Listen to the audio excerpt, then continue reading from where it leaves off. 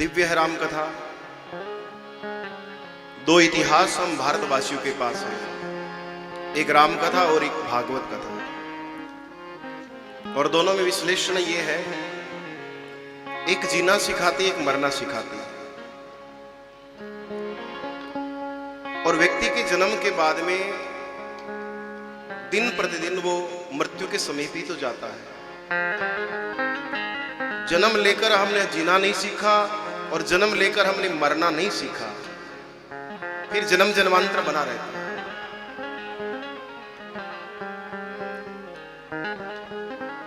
पुनर्गमन फिर होता है, पुनरपि जन्म पुनरपि मरणम होता है। 10वीं क्लास में बच्चा फेल हो जाए, वही तो दोबारा आता है ना। मृत्यु अंतिम इम्तिहान है हमारे जीवन का, जो अंत में लिया जाता है। और जो भी इसमें फेल होता है ना, फिर दोबारा यहां पर परीक्षा देने आता है, आवागमन बनाए रहता है। इसलिए गुरु कृपा से हमने राम कथा का अवगाहन यहां पर किया। आप सभी ग्रामवासियों के सहयोग से दिव्य कथा हो रही है, गौ माता के सहयोग के लिए कथा हो रही है। कोई भी तीर्थ करते हैं ना, तो उसके लिए तीर्थ करने के बाद में दान होता है। तो गौ माता के लिए अवश्य आप करें, क्योंकि गौधन ही है जो इस कलिकाल में आज बिछड़ता जा रहा है। कई कई देश तो ऐसे हैं जो हिंदुत्व के नहीं है महाराज, लेकिन उन देशों में गाय का जो सम्मान होता है ना, देखने लायक है। लेकिन एक भारत ऐसा है जहां पर रोज लाखों गाय कटने का कलंक हमारे माथे पर है। लाखों गाय काटी जाती है। तो राम के नाम से, राम के नाम के प्रभाव से क्या पता ये कलंक मिट जाए। इसी भावना से हम कथा कर रहे हैं। कल हमने कथा के महात्म्य को जाना। किन लोगों ने कथा को सुना? तुलसी बाबा दिन रात संतों की वंदना, राम की वंदना, अयोध्या की वंदना कर रहे हैं। उसी क्रम को हम आगे बढ़ा रहे हैं और कथा में प्रवेश कर रहे हैं। तुलसी बाबा ने राम कथा को कहा है, राम कथा जो है ना, वो एक गाय है, दुर्गा गाय है।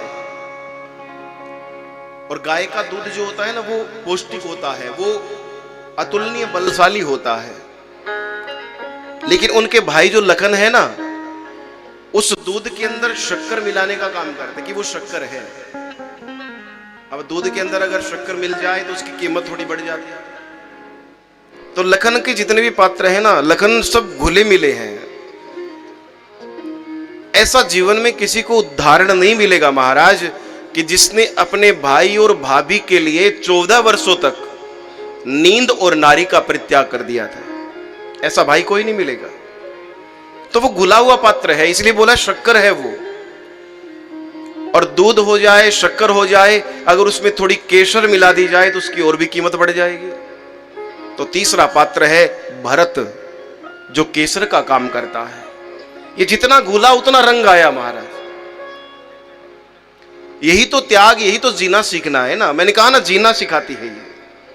भाई कैसा होना चाहिए, ये रामकथा बता रही है। 2 इंच की जमीन के टुकड़े के लिए हम विवाद करते हैं, भाई भाई से लड़ पड़ता है महाराज। और यहां पर त्याग देखिए, वो उसके लिए छोड़ रहा है, वो उसके लिए त्याग कर रहा है। यही रामकथा है।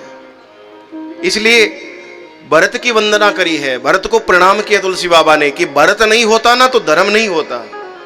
राम भी सराहनीय है, लखन भी सराहनीय है, लेकिन उसके बाद में क्या कहा है कि सब विधि भरत सराहन जोगु।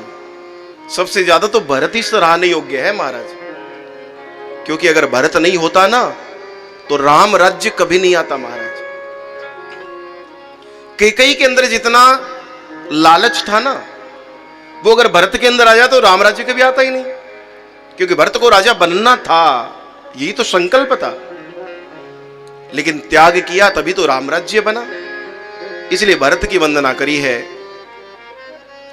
और एक बात ध्यान सुनना सजनों, राम कथा आपने सुनी होगी, राम के बारे में आप जानते भी होंगे।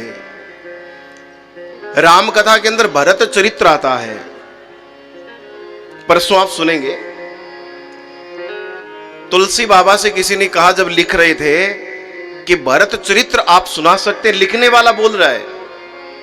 बोले भैया मैं तो क्या, स्वयं भगवान आ जाए और व्यासपीठ पर बैठ जाए और उनसे हम कहें ना कि भरत का चरित्र सुना दो, तो राम भी सुना नहीं पाएंगे। ऐसा भरत का चरित्र है, ऐसी भरत की महिमा थी महाराज। सब विधि भरत सराहन जोगु, भरत का चरित्र दिव्य है महाराज।